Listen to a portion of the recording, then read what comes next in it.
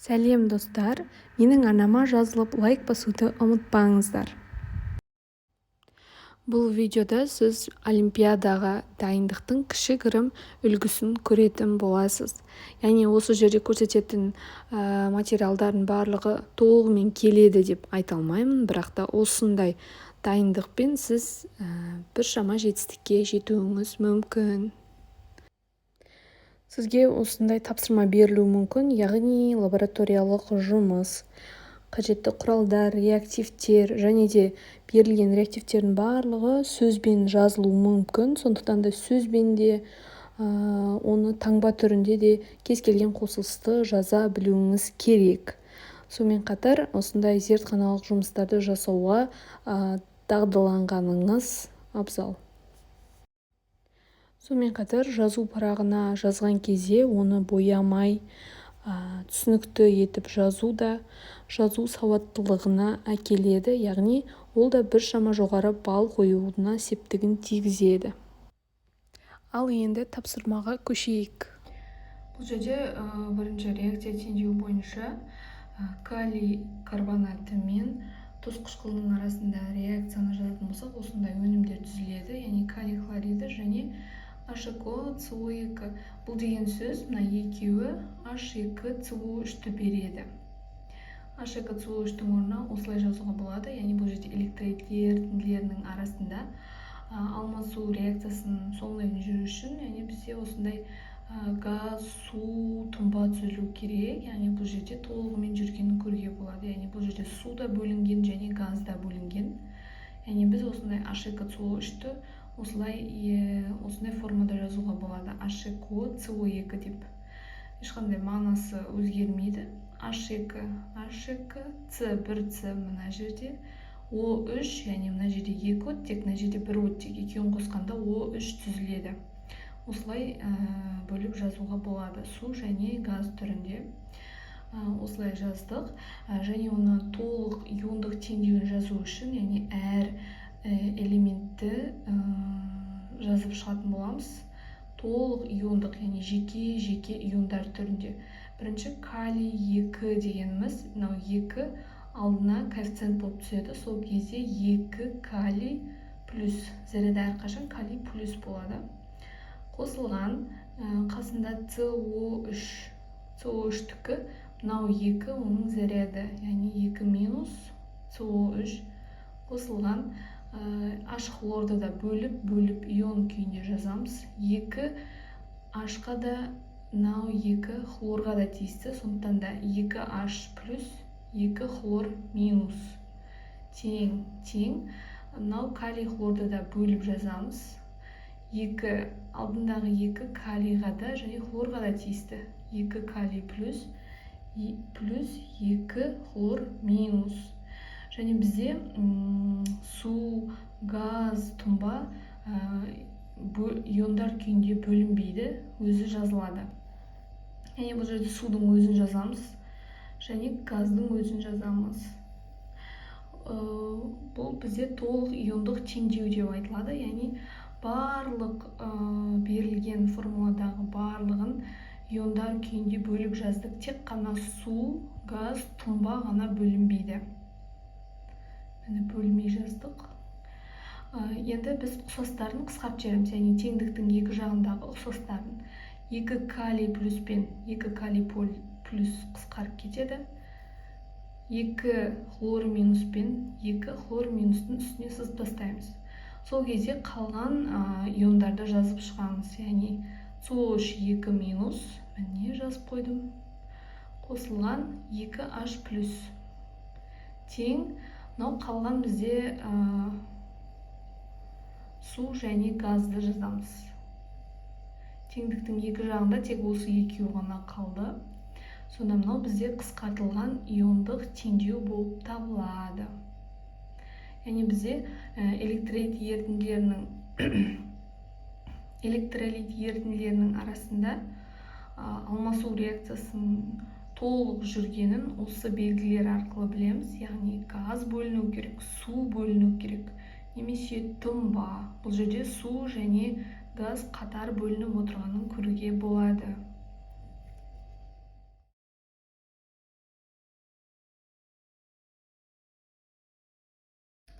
Екінші реакция бізде бұл темір 3 хлориді мен калий гидроксидінің арасындағы реакция. Нәтижесінде бізде темір 3 валентті гидроксиді және калий хлориді түзіледі.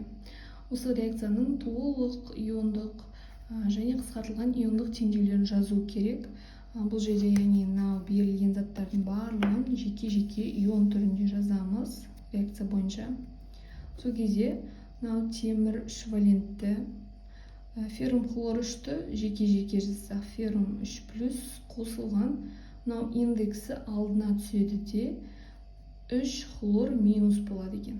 Қосылған мынау 3 калий OH дегенді мынау 3 калийға тиісті және OH-қа да тиісті. Әрқайсының алдына жазып зарядтарын қоямыз. 3 калий плюс 3 OH минус. OH әрқашан бізде минус зарядты.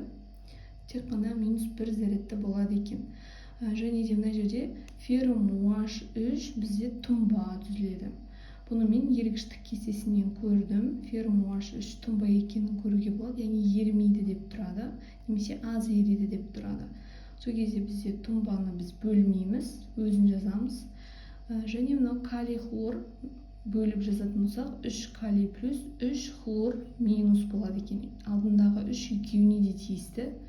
Енді біз теңдіктің екі жағында ұқсастарын қысқартып жібереміз. Сол кезде 3 калий плюс пен 3 калий плюс 3 хлор минус пен 3 хлор минус қысқарып кетеді.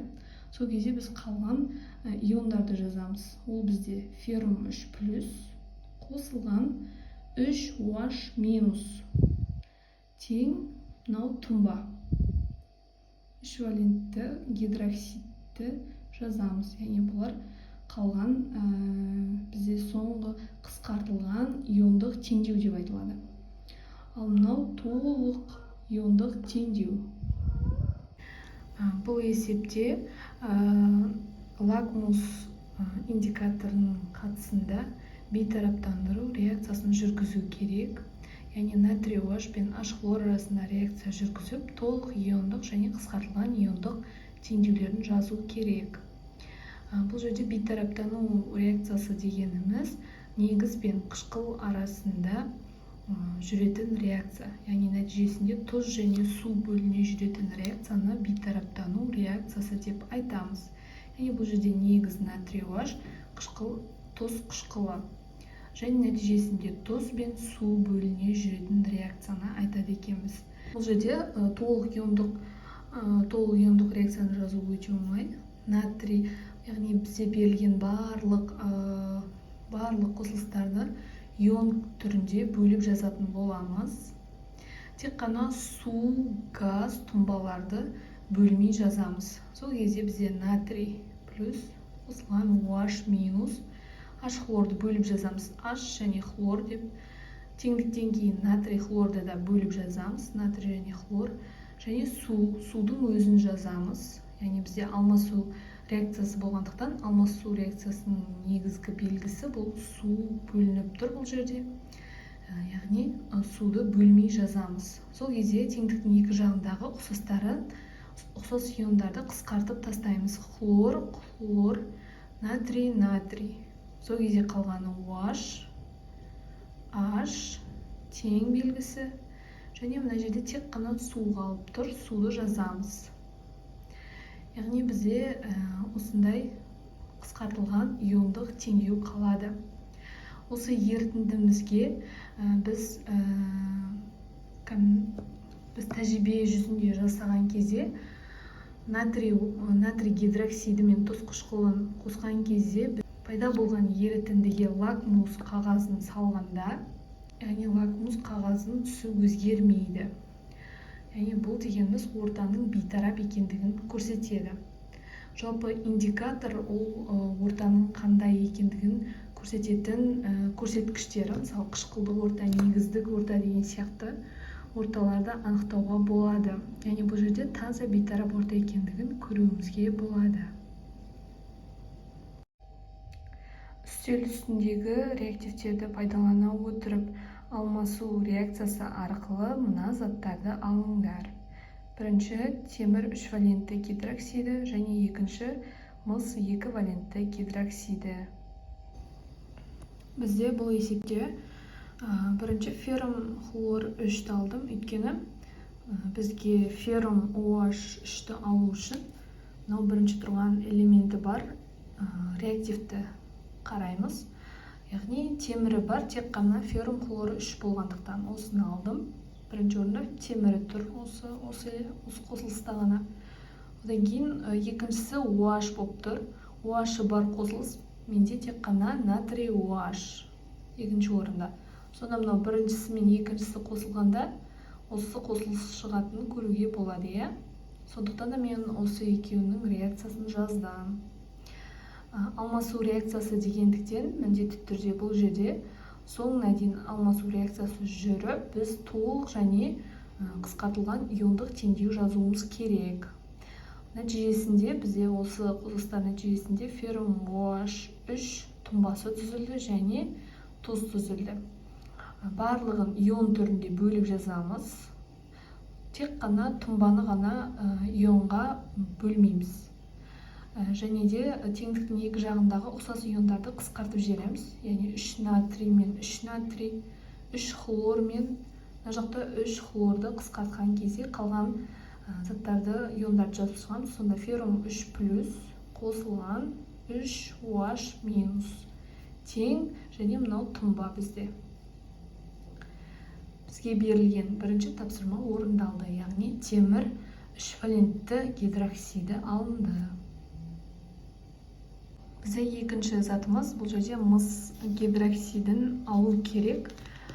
Берілген реактивтердің ішінде біріншісі, екінші зат деп алатын болсақ, біріншісі мыс болатындай, екінші затты OH болатындай реактивтерді іздеп таптым. Сол кезде тек қана бірінші тұрған мыс керек болғандықтан мыс сульфаты және натрий OH сәйкес келіп тұр. Өйткені екеуі қосылғанда мыс натрийдің орнына келеді. Сол кезде мыс гидроксиді түзіледі.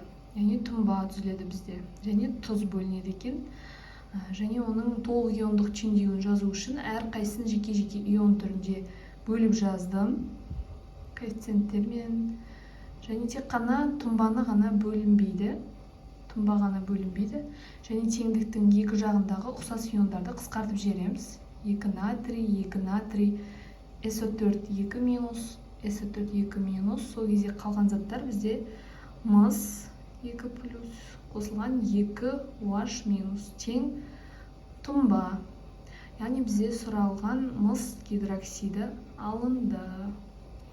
Және алмасу реакциясы аяғына дейін жетті деп айтуға болады, өйткені нәтижесінде бізде тұнба бөлінді. Келесі тапсырма бізде қысқартылған иондық теңдеулер берілген, яғни осындай 4-еу. Осыны біз қандай реакция екендігін анықтау керекпіз. Бірінші реакция бойынша қысқартылған иондық теңдеу көрсетілген. Біріншісі бізде сутек ионы, OH ионы және су бөлінгенін көруге болады. Бұл реакцияны анықтау үшін, яғни бірінші H болатындай H хлор, H хлордан H қалады.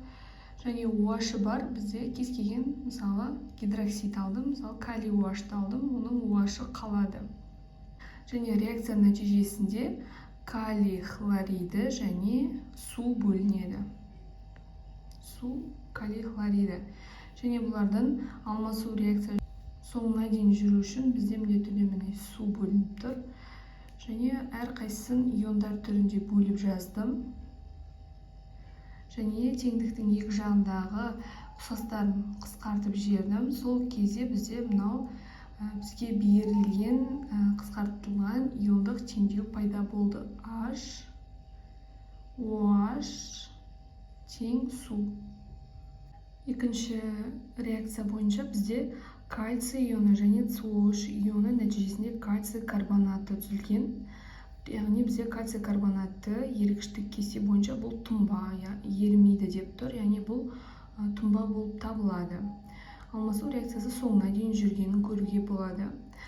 Осы заттың біз реакциясын анықтау керек болып тұр. Кальций 2 плюс болғандықтан бұның катионы белгілі. Анион ретінде мен хлоридті алдым. Сонда кальций хлориді.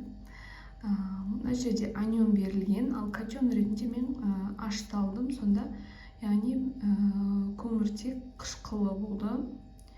Екеуін әрекеттестіргенде кальций карбонаты және H хлор. Мына жерде кальций OH алған кезде онда дұрыс болмай қалатын, өйткені бұл жерде одан бөлек кальций OH болатын болса, мысалы кальций карбонаты және су бөлініп кететін еді. Су бөліну тағы да алмасу реакциясының белгісі болып табылады. Ал бұл жерде тек қана бізде кальций карбонаты ғана тұнбаға түсу керек. Сондықтан да осы жерде шатаспау керек. Сонда да мен осы жерде хлорид алдым. Сонда нәтижесінде осы тұзды реактивтердің барлығын иондар күйінде бөліп жаздым. Тек қана тұнбаның өзін қалдырдым және қысқарып кеткен кезде бастапқы берілген қысқартылған иондық теңдеу шықты. Кальций, CO3 және кальций карбонаты. Келесі реакция бізде CO3 2-, 2H+, және CO2 газымен су бөліне жүру керек. Яғни бұл қысқартылған иондық теңдеу берілген. Нәтижесінде осылар түзілу керек. Бұл дегеніміз CO2 мен су екеуі бірге қатар жүрді деген сөз. Бұл көміртек қышқылы дегенді білдіреді. Яғни көміртек қышқылын H2CO3-ті осылай екіге бөліп жазуға болады. CO2 газы және су ретінде бөліп жазуға болады. Немесе осындай көміртек қышқылы ретінде біріктіріп жазуға болады. Бұл жағдайда екеуін бөліп жазып қойыпты. Яғни бізде газ да бөлінген, су да бөлінген, алмасу реакциясы соңына дейін жүргенін көрсету мақсатында осылай бөліп жазылған. Және CO3 екінші, яғни анион берілгендіктен біріншісі катионы ретінде кез келген металлды алуға болады. Мысалы, натрий 2CO3. Ал мына жерде катион ретінде сутек және анион ретінде кез келген күшті бейметалл алдым, яғни H хлорды алдым бұл жерде, яғни күшті қышқыл ретінде. Сол кезде натрий мен хлор кетеді бірге, сонда натрий хлориді, және мынау H2CO3 шығатындай болу керек. H2CO3 дегеніміз бөліп жазғанда су және CO2 газы бөлінеді екен. Яғни теңестірдім және осыларды ион түрінде бөліп жаздым барлығын. Тек қана су мен газды ғана өзін жазамыз. Сол кезде теңдіктің екі жағындағы ұқсас иондарды қысқартып жібереміз. Натрий, хлор мен хлор кетеді. Сол кезде бастапқы қысқартылған иондық теңдеу шығады. CO3, 2H, CO2H2O. Мына жерде бізде барий ионы және SO4 ионы берілген. Барий SO4 ерікіштік кестесінде ерімейді деп тұр, яғни бұл тұнба түзілгенін көруге болады. Барий катион ретінде және хлоридті алдым мен. Және SO4-ті қышқыл ретінде алдым. Сол кезде H хлор түзіліп кетеді де барий SO4 тұнбаға түседі. Ион түрінде бөліп жазып, теңдіктің екі жағындағы ұқсастарын қысқартқанда, қысқартылған иондық теңдеу шықты.